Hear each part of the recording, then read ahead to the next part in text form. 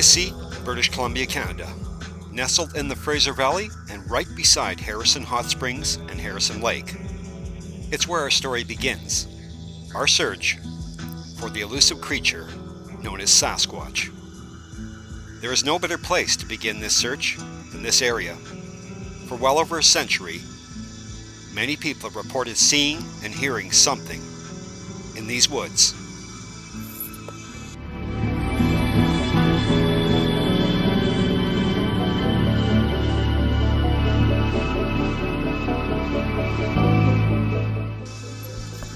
We begin on the Harrison Lake on a most perfect day in the company of Gary, a local guide, and his boat, and Al and Sarah. Al, an avid outdoorsman, and Sarah, a student of life. They're going to transit to an area where there was a Sasquatch sighting in 1968, allegedly.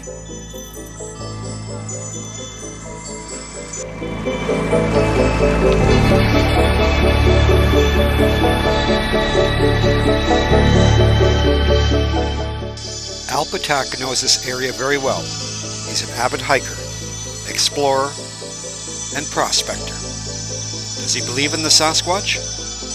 He's not committing either way, and that's perfect for this story.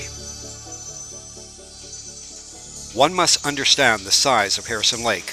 With nearly 100 miles of shoreline, it's fairly large. Yet, it's small compared to the rest of British Columbia. Harrison Lake is a popular getaway with many people from around the globe. It's a well-known tourist attraction, the Harrison Hot Springs, and Sasquatch Park, aptly named because possibly there's a creature in this forest. As we transit the lake, Sarah surveys the shoreline, looking for any signs of this creature.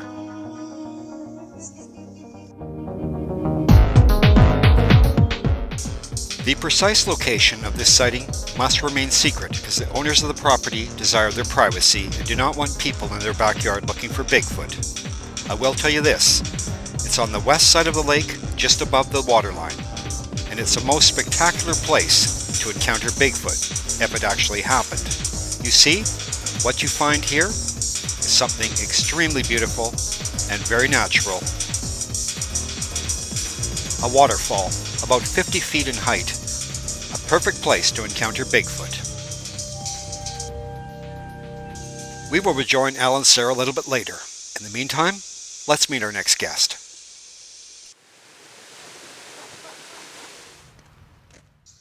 David Jones is a professional musician, and today he's going to join Gary on a boat ride on the Harrison Lake.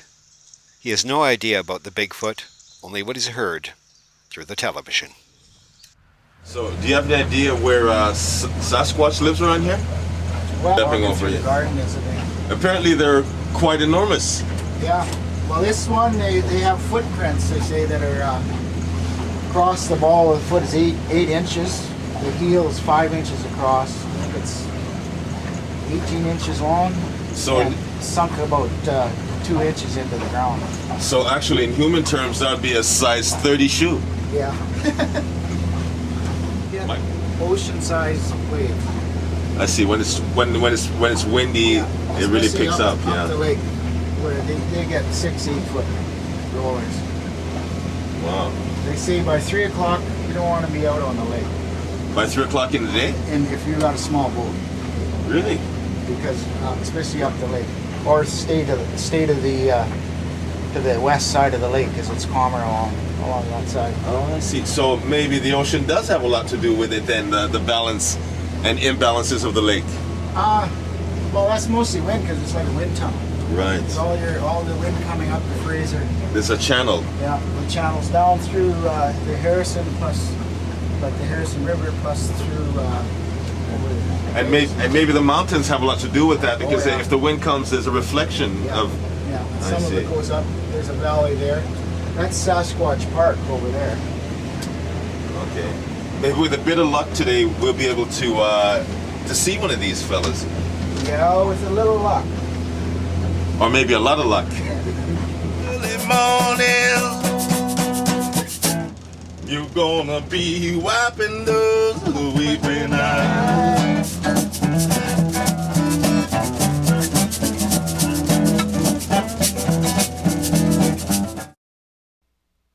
Clearly this adventure is not based on stealth, as we listen to that joyous refrain. First Nations people have spoken of this territory for a very long time in their legends. Legends of a creature, or a beast, or an entity that lives right here. I'm capturing it. Not that we want to capture it, but still I would like to expose this creature to mankind, because for hundreds of years there's been talk of this creature in the wild, and no one has actually come up with any solid proof or pictures that's believable. Now, hopefully we'll get a chance. This is our quest. This is our quest, right? Hopefully we'll get a chance to actually meet with such a Cro-Magnon man. That would be the era he's still stuck in. But with enormous size, you know, I hear he's capable of great feats. Yes, great feats, yeah, as it shows. But we're hoping to capture him on film today. And so therefore, we're taking this boat and traveling many miles across the lake to where he's known to have been seen. And with a bit of luck, we'll find some footprints and possibly some sort of sign that he lives here, and get to meet with his family. Got a tape recorder. But the driver did it. He had a tape recorder on the whole time, and the bus driver said, "Oh, it's just a hoax," and you know, it's just somebody with a couple from Calgary on the bus said it was a hoax too. Yeah. They went in the press. They went to the press and said, "Hey, look, everyone's saying this is real. We were there. It wasn't real." Look, the guy in a suit. But the bus driver thought he could capitalize on it all, and he was a part-time policeman in Vancouver, and he was saying, "I'm going to sue them, and I'm going to do this, and I'm going to do that." Pat Lindquist was his name. Yeah. And then what happened was they said, "Well, hey, we got a tape recorder. We had a tape recorder going the whole time you were on the bus," and he shut right up after that. Let's move the story to a more serious tone now. We're in Agassiz and about to head into Harrison Hot Springs to meet John Green, journalist and Sasquatch investigator, interviewed by Chris Green. Hi, this is Chris Green, and we're in Harrison Hot Springs. We're in the house of John Green, who has compiled a statistical survey of over 1,000 reported sightings of the Sasquatch. Firstly, John, can you tell me how long have you been doing this sort of work? 41 years. And what motivated you to? Well, the Sasquatch story starts in this area, and I had bought the weekly newspaper here. I grew up in Vancouver. I was familiar with the Sasquatch, you know, as everybody was, stories in the papers and so on, but of course we all just thought it was a tall tale. And then there's some flurry of excitement around here when the suggestion was made that we have a centennial Sasquatch hunt in 1958.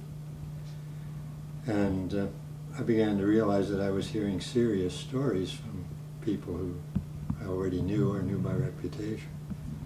So I started looking into it, and it was quite obvious that there was actual substance to the story. So in the following year, this was in 1957 that this went on.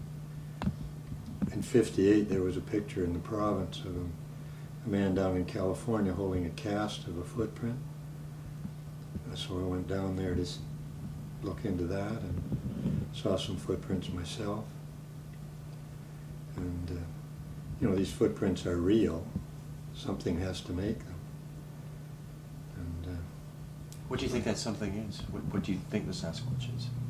oh, it's an ape. It's a bipedal ape. I mean, you've got two facts that cannot be in any way challenged. Something makes huge, somewhat human-like footprints.